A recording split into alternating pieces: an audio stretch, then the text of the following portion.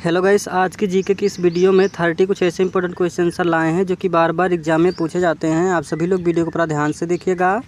चलिए, आज का फर्स्ट क्वेश्चन है, मानव तंत्रिका तंत्र की इकाई क्या कहलाती है।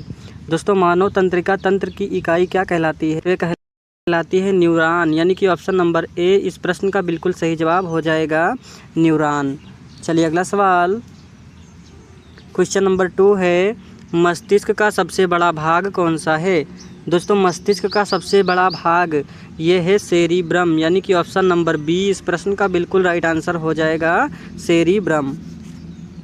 चलिए अगला सवाल है, रीढ़ की हड्डी किस अंग से जुड़ी होती है। दोस्तों, रीढ़ की हड्डी किस अंग से जुड़ी होती है? तो ये जुड़ी होती है मस्तिष्क से, यानी कि ऑप्शन नंबर ए इस प्रश्न का बिल्कुल राइट आंसर हो जाएगा। चलिए अगला सवाल, स्नायु किस प्रकार की कोशिकाओं से बनी होती है। दोस्तों, स्नायु किस प्रकार की कोशिकाओं से बनी होती है? तो ये बनी होती है तंत्रिका कोशिकाओं से, यानी कि ऑप्शन नंबर बी इस प्रश्न का बिल्कुल राइट आंसर हो जाएगा। चलिए अगला सवाल, ऑटोनोमिक नर्वस सिस्टम का कार्य क्या है। दोस्तों, ऑटोनोमिक नर्वस सिस्टम का कार्य यह है अनैच्छिक कार्यों का नियंत्रण, यानी कि अनैच्छिक कार्यों पर नियंत्रण करता है, यानी कि ऑप्शन नंबर सी इस प्रश्न का बिल्कुल राइट आंसर हो जाएगा। चलिए अगला सवाल, दृष्टि, श्रवण, घ्राण, स्वाद और स्पर्श किस प्रणाली द्वारा नियंत्रित होते हैं। तो ये नियंत्रित होते हैं तंत्रिका तंत्र द्वारा, यानी कि ऑप्शन नंबर बी इस प्रश्न का बिल्कुल राइट आंसर हो जाएगा, तंत्रिका तंत्र द्वारा। चलिए अगला सवाल है, मस्तिष्क में संतुलन का केंद्र कौन सा भाग है। दोस्तों, मस्तिष्क में संतुलन का केंद्र कौन सा भाग है? तो ये है सेरिबेलम, सेरिबेलम, यानी कि ऑप्शन नंबर बी इस प्रश्न का बिल्कुल राइट आंसर हो जाएगा। मस्तिष्क में संतुलन का केंद्र जो है सेरिबेलम करता है। चलिए अगला सवाल,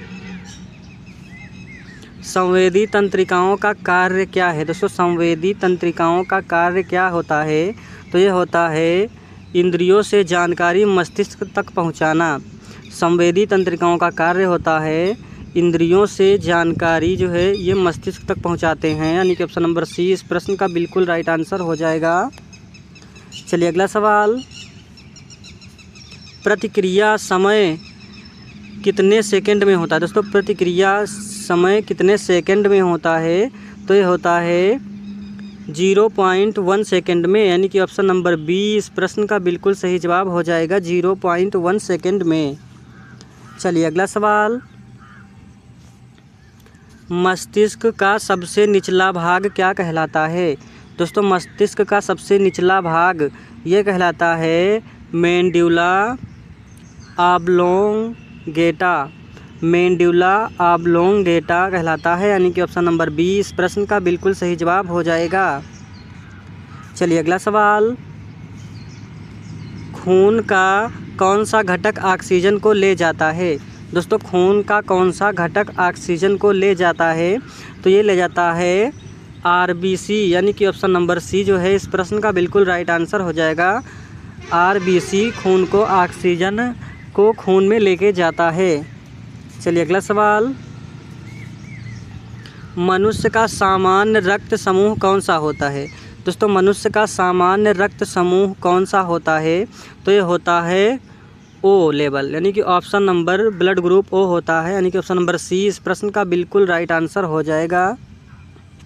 चलिए अगला सवाल, खून में प्लेटलेट्स का मुख्य कार्य क्या होता है। दोस्तों, खून में प्लेटलेट्स का मुख्य कार्य ये होता है रक्त का थक्का जमाना, रक्त का थक्का जमाता है। जब चोट लग जाती है तो रक्त का थक्का जमाना इसका कार्य होता है, खून में प्लेटलेट्स का कार्य मुख्य कार्य होता है, यानी कि ऑप्शन नंबर बी इस प्रश्न का बिल्कुल सही जवाब हो जाएगा। चलिए अगला सवाल, किस वैज्ञानिक ने रक्त समूह की खोज की थी। दोस्तों, वेरी इंपॉर्टेंट क्वेश्चन है, कई बार एग्जाम में पूछा जा चुका है। किस वैज्ञानिक ने रक्त समूह की खोज की थी? तो ये किया था कार्ल लैंडस्टीनर ने किया था, यानी कि ऑप्शन नंबर बी इस प्रश्न का बिल्कुल सही जवाब हो जाएगा। चलिए अगला सवाल, रक्त का तरल भाग क्या कहलाता है। दोस्तों वेरी वेरी इंपॉर्टेंट क्वेश्चन है, रक्त का तरल भाग क्या कहलाता है। तो ये कहलाता है प्लाज्मा, यानी कि ऑप्शन नंबर बी इस प्रश्न का बिल्कुल राइट आंसर हो जाएगा, प्लाज्मा। चलिए अगला सवाल, शरीर में खून की मात्रा कितनी होती है। दोस्तों शरीर में खून की मात्रा कितनी होती है, तो ये होती है 5 से 6 लीटर होती है, यानी कि ऑप्शन नंबर सी इस प्रश्न का बिल्कुल सही जवाब हो जाएगा। चलिए अगला सवाल है, रक्त में सफ़ेद रक्त कणिकाएँ किस काम के लिए होती हैं। दोस्तों रक्त में जो सफ़ेद रक्त कणिकाएँ होती हैं ये किस काम के लिए होती हैं, तो ये होती है रोगों से सुरक्षा करने के लिए, यानी कि ऑप्शन नंबर बी इस प्रश्न का बिल्कुल सही जवाब हो जाएगा, रोगों से सुरक्षा करने के लिए। चलिए अगला सवाल है, आरबीसी का जीवन काल कितना होता है। दोस्तों वेरी वेरी इंपॉर्टेंट क्वेश्चन है, रेलवे ग्रुप डी में सवाल पूछा जा चुका है। आरबीसी का मुख्य काल कितना होता है या जीवन काल कितना होता है, तो ये होता है 120 दिन का। आरबीसी का जीवन काल जो है 120 दिन का होता है, यानी कि ऑप्शन नंबर सी इस प्रश्न का बिल्कुल सही जवाब हो जाएगा।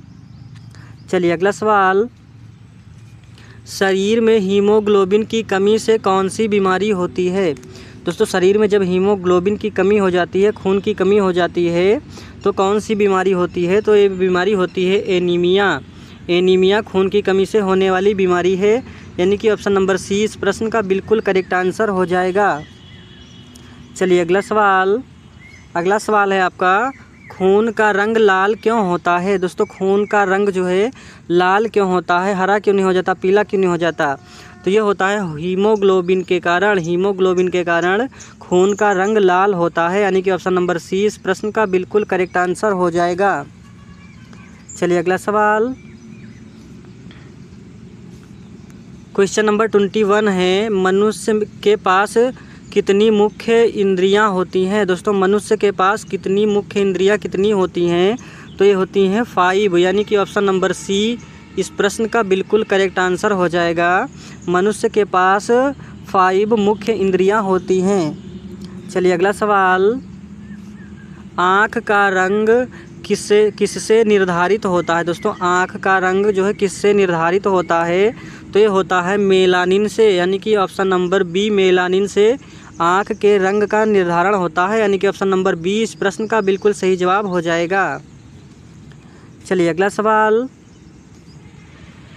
स्वाद की इंद्री कौन सी होती है। दोस्तों कुछ खाते हैं हम तो स्वाद हमें आता है, खट्टा है, मीठा है, कड़वा है, तीखा है, तो स्वाद की इंद्रियां ये कैसे पता चलता है, इंद्रियों से पता चलता है।